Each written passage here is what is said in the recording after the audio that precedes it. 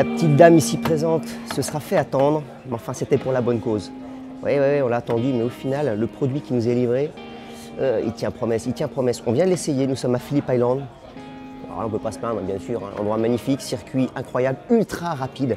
Un circuit, on va dire, taillé pour ce genre de moto, bien évidemment. Un circuit qui également met quand même pas mal de contraintes, puisqu'on a beaucoup de vitesse de passage, beaucoup de vitesse d'entrée, toujours beaucoup de régime moteur, ce qui ne facilite pas la maniabilité, en tout cas du moins, ce qui met vraiment en contrainte les motos au niveau changement d'angle, au niveau maniabilité.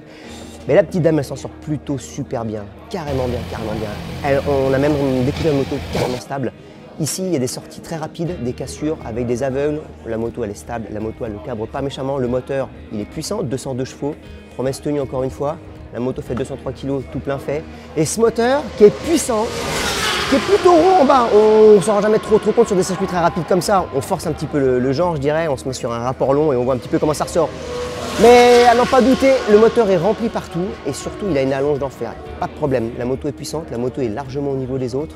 Et puis on retrouve un peu ce qui est typique sur une GSX-R, on a envie de dire, la moto elle n'est pas inconfortable, bien au contraire. Elle est, bien sûr c'est rigide, mais ça ne renvoie pas un sentiment d'extrême rigidité avec une réactivité exacerbée sur les passages de boss ou les vibreurs. Non, la machine elle est bien suspendue, elle est bien équilibrée. Elle ne met pas la roue avant dans le casque à chaque relance. Très bonne surprise, très bonne surprise. Cette moto nous a enchantés. Elle est rapide, elle va tenir ses promesses, très certainement. En tout cas, on ne pourra pas dire que la GSX-R 1000 est à la bourre. Ça va se bagarrer sévère et ceux qui vont courir avec ça, ils vont sûrement se régaler. Et puis on va finir sur le fait que celle-ci, c'était donc la version R, une moto qui sera facturée 19 000 €. La standard sera facturée aux alentours des 16 000 €, pardon. Et puis ben voilà, ils essaient de se maintenir un petit peu en dessous de tout le monde avec un produit ultra abouti. On a hâte de la faire quoi? De la mettre en comparo. La petite dame bleue là. Miam, miam.